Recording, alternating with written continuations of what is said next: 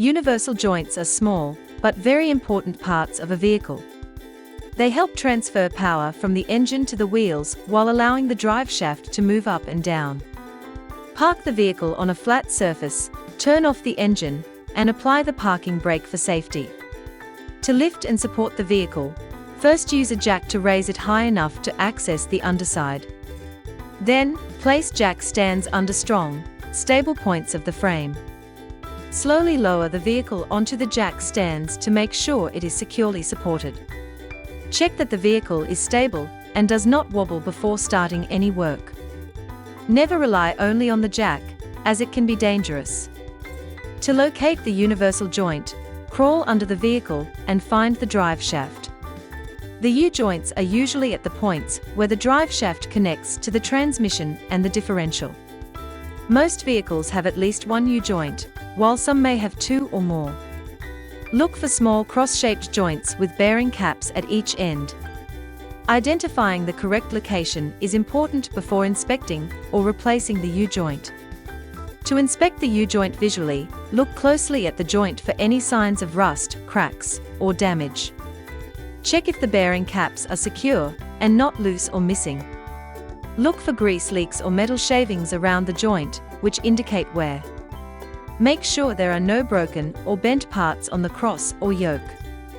A careful visual inspection helps determine if the U-joint needs replacement.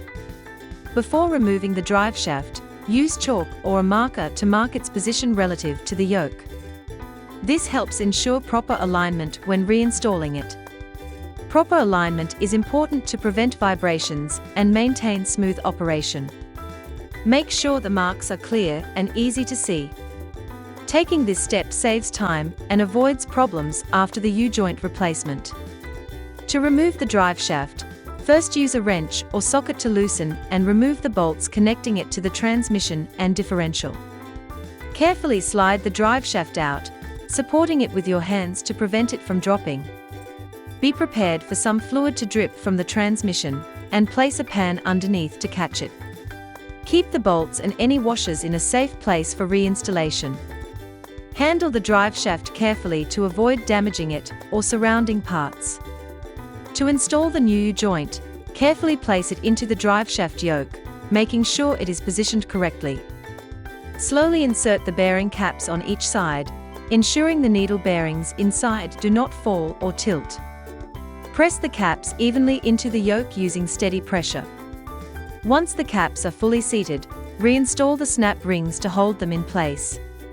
Check that the U-joint moves smoothly without any looseness. By applying these tips, you can diagnose and replace universal joints.